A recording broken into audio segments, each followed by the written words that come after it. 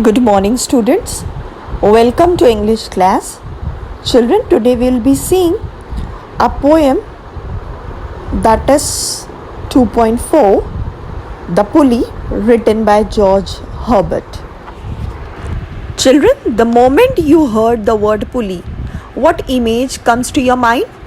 Of course, the image of a pulley which you have already seen in your science subject. Now let's see what's a pulley. Pulley is nothing but a piece of equipment consisting of a wheel and a rope that is used for lifting heavy things, right? Children, let's start with the introduction para.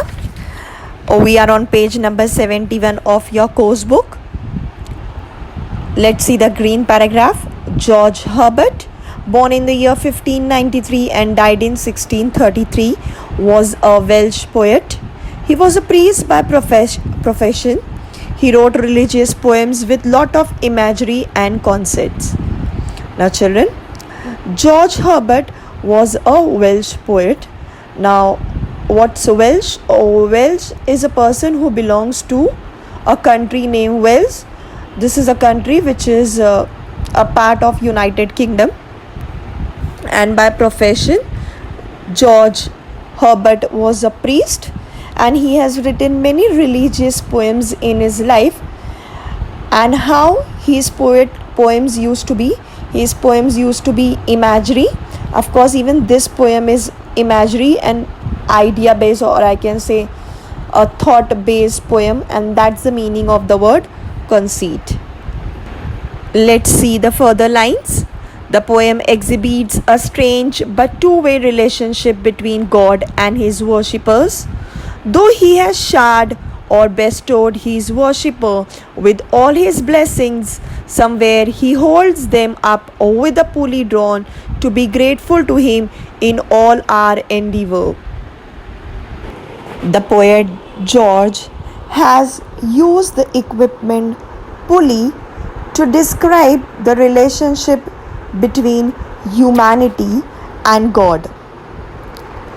The Pulley by George Herbert speaks on one part of the Christian creation story in which God chose to bless humanity with all the blessings he had. The poem begins with the poet, that is George, retelling the story of creation.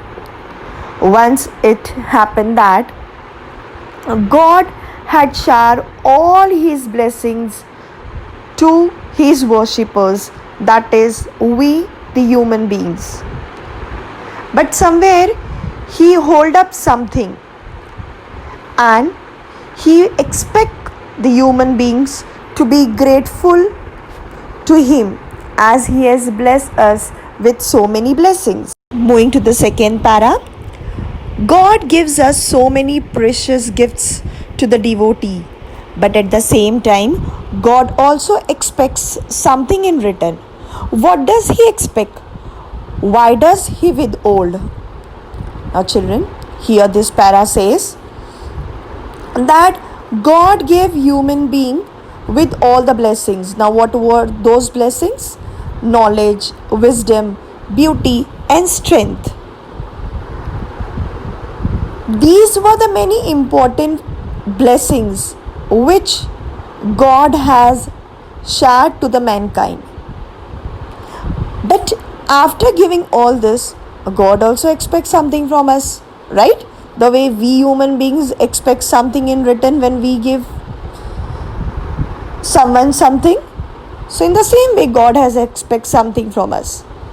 And in order to do so, God has withhold something. Now let's see what has God withhold in the next para. So moving to the next para, the pulley shows how God lift man towards himself with the pulley of restlessness. What is distinctly metaphysical about the poem is that a religious notion is conveyed through a secular scientific image. Children, this para conveys that there is one blessing. From all the blessings, there is one blessing that God did not let out of his glass, And what's that blessing? That is the blessing of rest. He chose to withhold that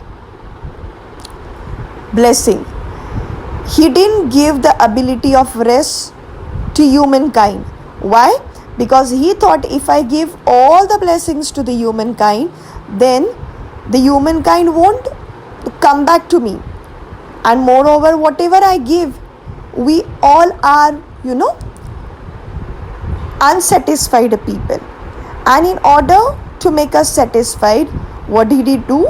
He withhold the blessing of rest in order to keep his creation, that is we human being, close to him. When we get tired, we all know that we turn to God. And that's the reason why George the poet state that God did not want humanity, that is the mankind, to love nature more than they love the God of nature. So we will be seeing this poem. Let me read out the poem. When God at first made man, having a glass of blessing standing by, let us, said he, pour on him all we can. Let the world's riches which disperse lie contract into a span. So strength first made a way, then beauty flowed, then wisdom, honor, pleasure. When almost all was out, God made us stay, perceiving that alone of all his treasures, rest in the bottom lay. For if I should, said he, bestow this jewel also on my creature, he would adorn my gifts instead of me, and in rest in nature, not the God of nature. So both should loser be. Yet let him keep the rest, but keep them with repining restlessness.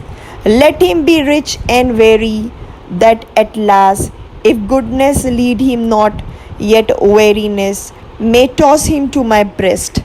Written by George Herbert. Before starting with the actual poem, I would like you all to focus on the structure of the poem. Children, if you see, the poem is divided into 4 stanzas. Each stanza comprises of 5 lines, and the pattern which is followed is AB, ABA, that is the rhyme scheme is AB, ABA. Also, one more point to be remembered, that if you have noticed, at many places some words are used with the capital alphabets to make or to bring to your notice that whenever we talk about God, we try to specify God with the capital letter.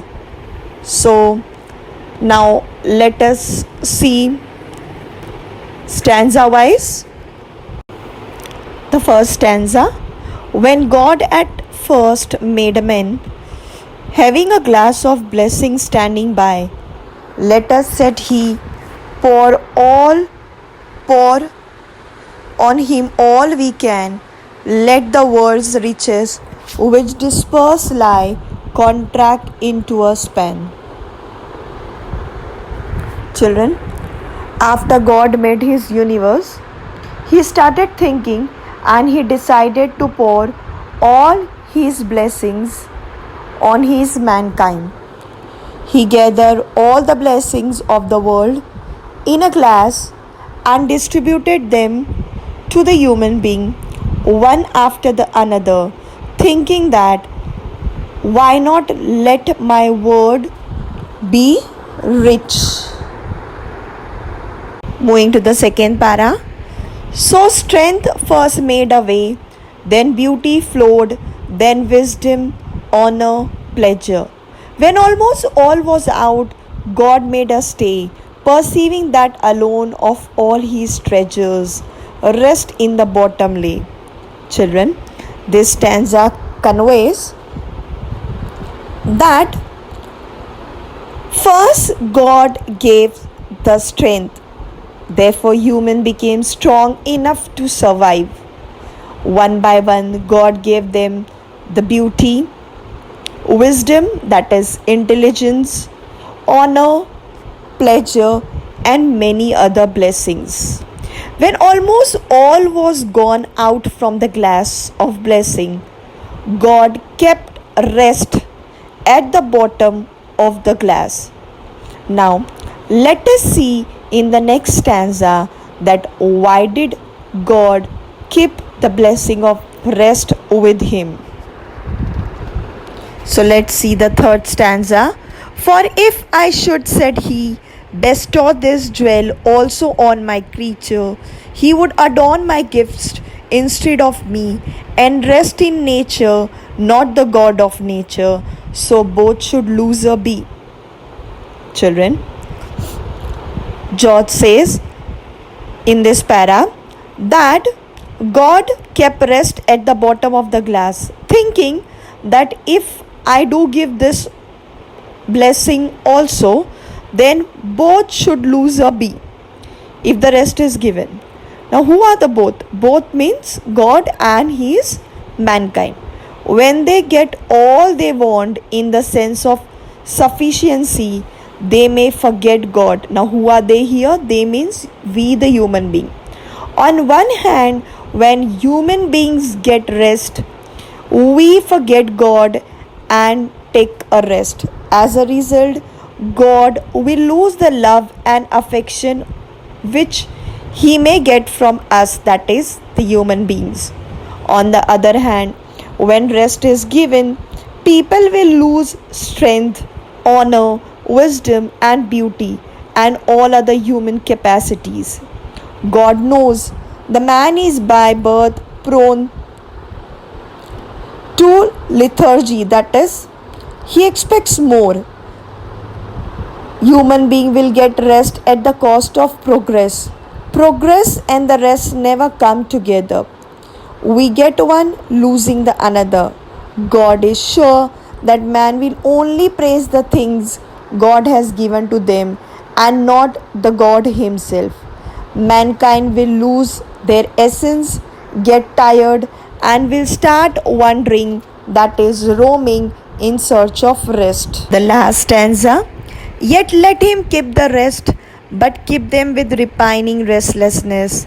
Let him be rich and weary, that at last, if goodness lead him not, yet weariness may toss him to my breast. Written by George Herbert.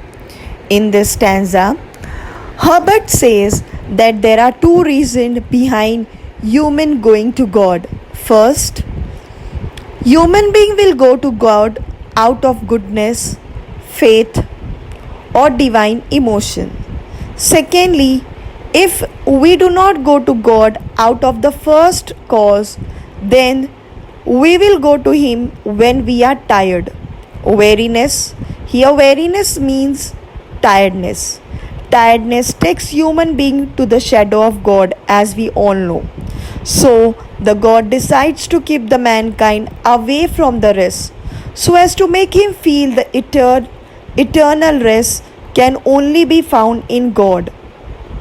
For the sake of the rest, at least man will remember to God and go to him for his love and rest. The repining restlessness or discontentment with the worldly thing will finally lead man to go to God.